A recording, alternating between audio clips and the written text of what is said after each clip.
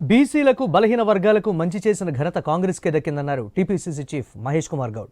తెలంగాణ కేబినెట్లో బీసీలకు 2 మంత్రి పదవులు ఇవ్వమని అధిష్టానాన్ని కోరినట్లు చెప్పారు ఆయన. కేబినెట్ విస్తరణ పూర్తిగా ఏఐసీసీ పరిధిలో ఉన్న అంశమన్నారు. ఉగాదికి మంత్రివర్గ విస్తరణ చేస్తామని తాము చెప్పలేమన్నారు. ఏఐసీసీ పెద్దలు తమ అభిప్రాయాలను తీసుకున్నారని చెప్పారు. వారి నిర్ణయం మేరకే మంత్రి పదవులు ఉంటాయన్నారు. మహేష్ గౌడ్తో పాటు మంత్రులు పొన్నం, కొండ, కాంగ్రెస్ ఎంపీలు, కాంగ్రెస్ అగ్రనేత సోనియా గాంధీతో భేటీ అయిన వారిలో ఉన్నారు.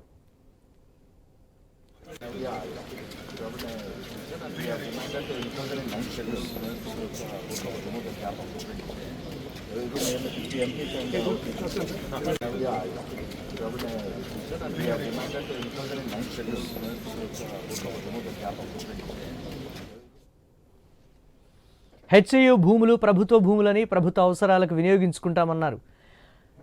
ఆక్రమణకు గురైన ప్రభుత్వ భూములను వెనక్కు తీసుకునేందుకు హైడ్రాను తీసుకొచ్చినట్టు చెప్పారు. కేసీఆర్ హయాంలో జరిగిన భూ విధ్వంసంపై తాము చర్చకు సిద్ధంగా ఉన్నామన్నారు.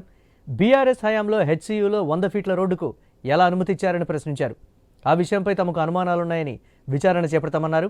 3 ఏళ్లలో అధికారంలోకి వస్తామని కేటీఆర్ పగటి కలలు కంటున్నారన్నారు.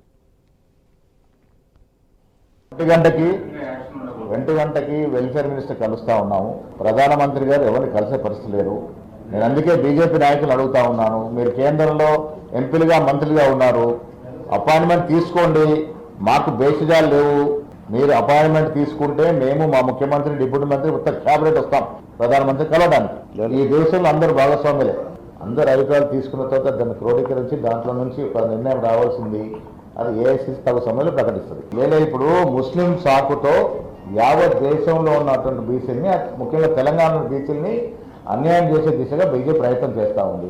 వారికి చిత్తశుద్ధి లేదు కాబట్టి, ఒక సాకు కావాలి కాబట్టి ముస్లింలు అడ్డం పెట్టుకొని ముందుకు పోతా ఉన్నారు.